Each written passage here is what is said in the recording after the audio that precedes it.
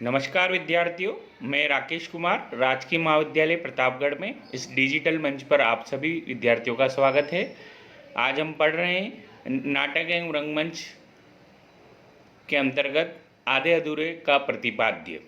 आधे अधूरे मोहन राकेश का सुप्रसिद्ध नाटक आधे अधूरे 1969 में लिखा गया था। मोहन राकेश से पहले लहरों के राजहंस, आषाढ़ का एक दिन आदि नाटक लिख चुके थे। आधे अधूरे नाटक उनका तीसरा नाटक है और उसके प्रतिपाद्य के बारे में आज हम उसकी चर्चा करेंगे। आधे अधूरे नाटक की केंद्रीय पात्र सावित्री और उनका पति महेंद्रनाथ। सावित्री नौकरी करके घर चली जाती है क्योंकि उसका पति महेंद्र व्यापार में सारी पूंजी गंवाकर निष्क्रिय होकर घर बैठ जाता है। आर्थिक संपन्नता के दौर का सारा प्यार अब कटुता में बदल जाता है। बिना अर्थोपार्जन के महेंद्रनाथ की स्थिति घर में एक रबड़ स्टाम्प से ज़्यादा कुछ नहीं। नौकरी से घर लौटने पर सावित्री को पूरा घर बिखरा हुआ मिलता है तो वह खींच जा उठती है। घर का प्रत्येक सदस्य निहायत गैर जिम्मेदार और मनमानी करने वाला है।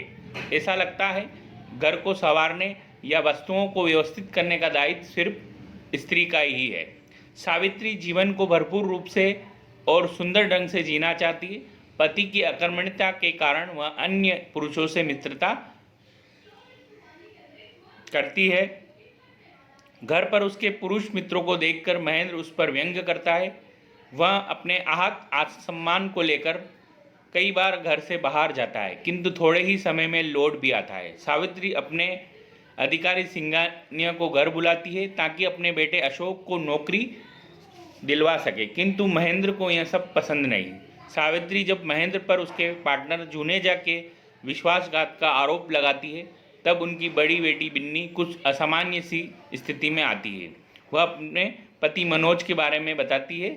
मनोज कहता है, कोई ऐसी हवा है जो वह अपने घर से लाई है। छोटी बेटी किन्नो बेहद बिगड़ेल और शिकायती है। स्कूल में नाश्ते के लिए पैसे नहीं, घर आने पर घंटा घंटा दूध ही नहीं गरम। सभी को सावित्री से अपेक्षाएं भी है और शिकायतें भी है। बिन्नी माँ को दिलासा देती है, एक तुम ही करने वाली हो सब कुछ इस घर में। किंतु सावित्री लगातार इस जद्दोजहद से टूट जाती है। वह अब मुझसे नहीं होता बिन्नी, अब मुझसे नहीं संभलता। घर के सभी बीच एक सामंजस्यपूर्ण संघर्ष की स्थिति बनी हुई है। सभी किसी पूर्णता की खोज में है, इसलिए सबसे दूर भी हैं। लगातार जूझते रहने की अनिवार्यता त्रासद बन जाती है। सावित्री महेंद्र से जिस संपर्क की चाह रखती है वह संभव ही नहीं और एक साथ रहने की व्यवस्था दोनों को कटु से कटुतर बना देती है। वह जिस पुरुष में पूर्णता की तलाश करती है वह अलग अलग रूप में अधूरा ही होता है, अतः उसे कहीं भी सुकून नहीं मिलता। यही कारण है कि यह नाटक अपने अधूरेपन में ही समाप्त हो जाता है। नाटक के प्रारंभ में ही पुरुष एक महेंद्रनाथ दर्शकों को संबोधित करते हुए कहता कि बात इतनी ही है कि विभाजित होकर मैं किसी अंश में आप में से हर एक व्यक्ति हूँ और यही कारण है कि नाटक के बाहर हो या अंदर मेरी कोई भी निश्चित भूमिका नहीं। तथा नाटक के अंत तक पहुँचते सावित्री कहती कि मैंने आपसे कहा है ना, बस सबके सब एक से हैं, बिल्कुल एक से हैं। आप लोग अलग अलग मुखौटे पर चेहरा सब का एक ही है। आधुनिक जीवन के ठहराव और प्रतीक्षा को एक साथ इस नाटक में सजीव कर दिया गया है। महेंद्र का मित्र जुनेजा सावित्री और महेंद्र में समझौता करवाने की संभावना व्यक्त करते हुए कहता है, सचमुच कुछ नहीं हो सकता क्या? एक दिन के लिए हो सकता है पर हमेशा के लिए कुछ भी नहीं। वस्तुतः भारतीय मध्यमवर्गीय समाज में 22 वर्ष के वैवाहिक जीवन और 3 युवा संतानों के साथ कोई भी वैकल्पिक व्यवस्था संभव ही नहीं हो सकती।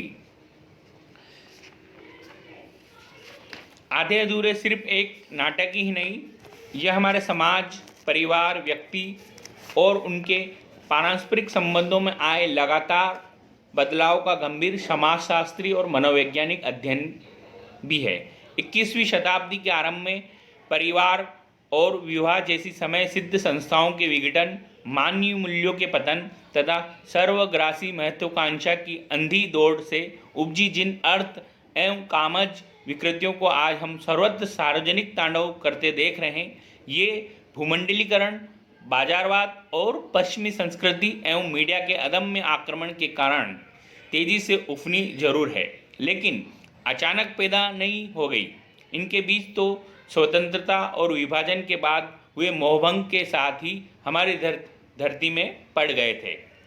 60 के दशक से इनका अंकुरना शुरू हुआ। 70 के दशक में ये हमारे जीवन और समाज में कुनमुनाने कसमसाने लगे थे और इसी का हम आधे अधूरे के संदर्भों में उनके कथनों में हम देखते भी हैं।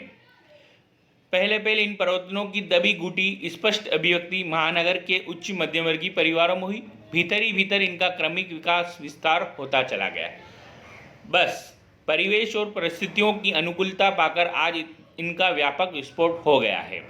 अगर हम गहराई और बारीकी से 7वें दशक का गंभीर अध्ययन करें तो पाएंगे कि पारंपरिक मूल्यों, मर्यादाओं और संबंधों से बदलते समय का सतत संघर्ष तब भी जारी था, परंतु अब हम अपनी सभ्यता, संस्कृति और आदर्शवादिता के चलते उस बदलती वास्तविकता को देखने मानने में असमर्थ हैं।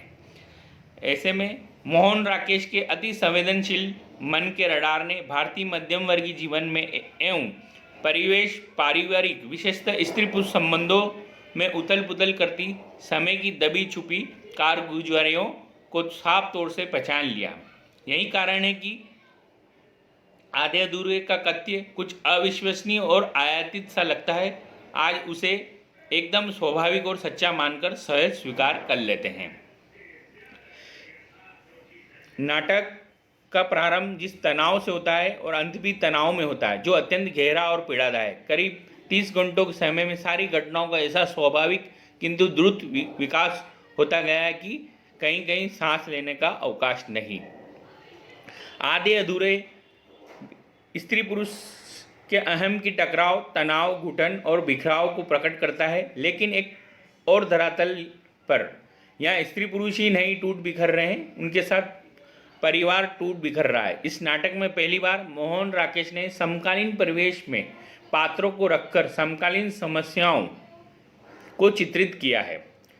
बात यहाँ भी टूटते संबंधों की है, पर भिन्न रूप में। आधुनिक परिवेश में अपने जीवन और अपनी समस्याओं का ऐसा निर्मम और कटु साक्षात्कार कम देखने को मिलता है। आधे अधूरे राकेश की श्रेष्ठतम कृति है। इसे हिंदी नाट्य साहित्य की एक श्रेष्ठ कृति और भारतीय नाट्य साहित्य की एक महत्वपूर्ण कृति होने का गौरव भी प्राप्त है।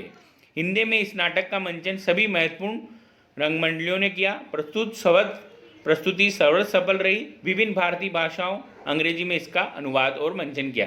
राकेश को अखिल भारतीय नाटककार के रूप में प्रतिष्ठित करने में आधे अधूरे का महत्वपूर्ण योगदान है।